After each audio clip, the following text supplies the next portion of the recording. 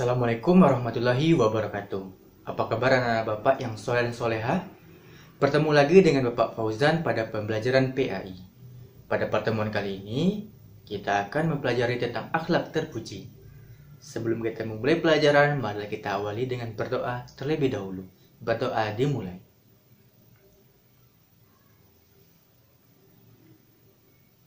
Selesai. Seperti yang Bapak bilang tadi, bahwa pada pertemuan kali ini kita akan mempelajari tentang akhlak terpuji. Akhlak yang senantiasa diamalkan oleh seorang akan menjadi karakter orang tersebut. Oleh karena itu, umat Islam diperintahkan untuk membiasakan diri mengamalkan akhlak terpuji dalam kehidupannya sehari-hari. Mengamalkan akhlak terpuji merupakan perintah Allah Subhanahu wa Ta'ala. Selain itu, mengamalkan akhlak terpuji juga akan memberikan manfaat bagi orang yang mengamalkannya maupun bagi orang yang ada di sekitarnya. Apakah anak-anak Bapak ingin memiliki akhlak terpuji? Kalau gitu, marilah anak-anak Bapak simak materi yang akan Bapak sampaikan dengan sungguh-sungguh dan baik. Akhlak terpuji yang akan Bapak ajarkan pada materi kali ini ada dua, yaitu kerjasama dan tolong-menolong. Yang pertama adalah kerjasama. Perintah untuk mengamalkan akhlak terpuji merupakan salah satu bentuk kasih sayang Allah kepada manusia. Salah satu akhlak terpuji yang diperintahkan oleh Allah adalah kerjasama. Bekerja secara bersama-sama. Manusia merupakan makhluk yang tidak dapat hidup sendiri. Oleh karena itu, dalam memudahkan urusan manusia, Allah memberikan kasih sayangnya dengan memerintahkan sesama manusia untuk bekerja sama. Contoh sederhana bekerja sama antar sesama manusia adalah dalam memenuhi kebutuhan makan. Untuk memenuhi kebutuhan makan, sesungguhnya ada beberapa orang yang bekerja sama, yaitu petani yang bertugas menanam, merawat, dan mengetam bahan makanan. Kemudian, orang yang bertugas memasak bahan makanan yang dihasilkan oleh petani. Setelah dimasak, barulah dapat dinikmati oleh manusia. Contoh lain kerjasama adalah kerjasama dalam mengerjakan tugas sekolah, kerjasama dalam membersihkan kelas, kerjasama dalam membersihkan rumah, dan sebagainya. Mengamalkan perintah Allah akan memberikan banyak manfaat atau dampak baik, termasuk mengamalkan sikap kerjasama. Berapa manfaat dari bekerja sama dalam kehidupan sehari-hari? Contohnya adalah pekerjaan yang dikerjakan menjadi lebih cepat selesai.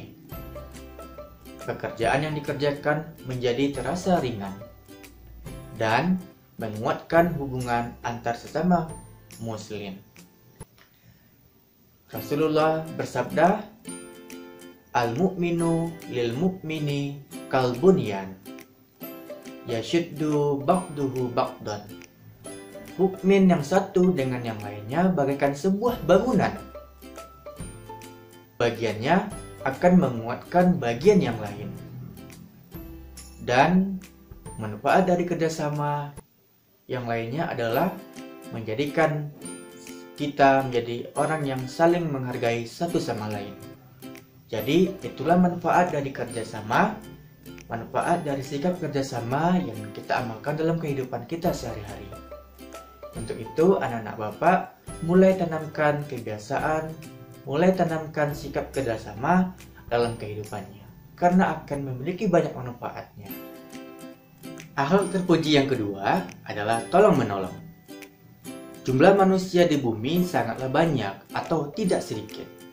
Setiap manusia diciptakan oleh Allah dalam bentuk yang sempurna, tetapi memiliki kemampuan yang berbeda-beda. Sehingga dapat dipastikan bahwa setiap manusia memiliki kelebihan dan kekurangannya masing-masing.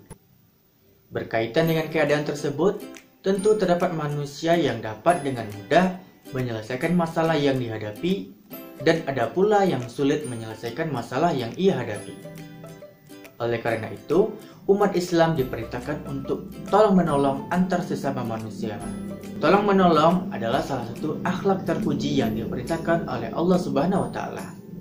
Sikap tolong menolong dapat diterapkan oleh umat Islam dalam kehidupannya sehari-hari terhadap siapapun yang sedang membutuhkan pertolongan.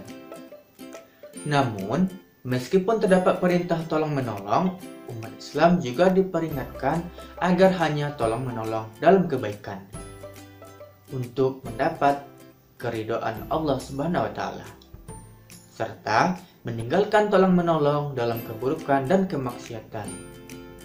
Sebagaimana firman Allah Subhanahu wa taala, Bismillahirrahmanirrahim. Wa ta'awanu 'alal birri wat taqwa wa la ta'awanu 'alal itsmi wal 'udwan. Wattaqullaha innallaha syadidul 'iqab.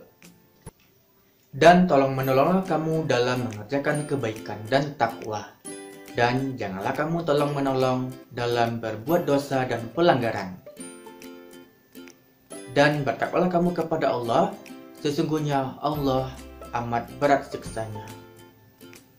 Quran Surah Al-Ma'idah ayat 2. Pada ayat di atas merupakan salah satu ayat yang menjelaskan perintah Allah untuk tolong menolong dalam kebaikan dan larangan tolong menolong dalam keburukan.